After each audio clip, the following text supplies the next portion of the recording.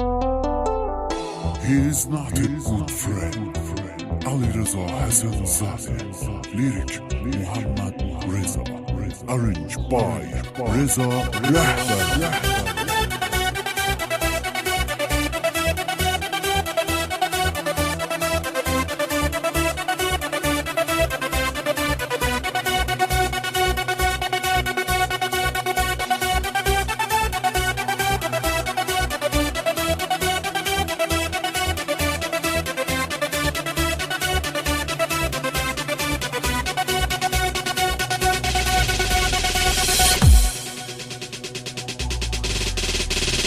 عجب دنیایی شد به کی بگم رفیق خوبونیه نشنا رفیق که نمک میخوره هزار تا فکر بد واسد میکنه تو فکرشینه یه روز ضربشو بزنه آخر سرم جاش برسه ضربشو میزنه چرا خدا هرچی بده مال منه چرا هرچی درده مال دل منه هرچی نارفیقه دورو بر منه دل سالم و شکستی رفیق ندونستی بام چی کردی آن خنجر رو از پشت کشیدی بیخیال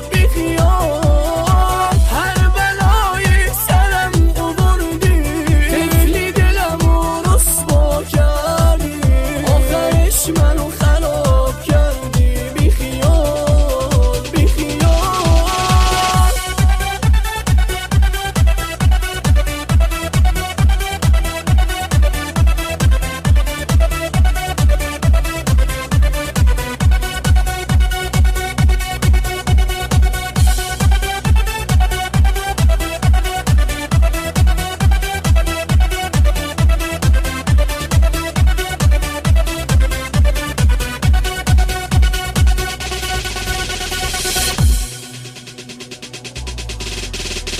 عجب dünyam tar oldu Eşkim yalan oldu Beni zaten ucuz Çok bir vefa oldu Göz yaşımı görmedi Beni güzel attı Burada oldumzdum Köşelerde yoktu Neden beni sen attın Kalbimi söndürdün Sen ki benim eşkim idin Neden bana kalmadın Yalan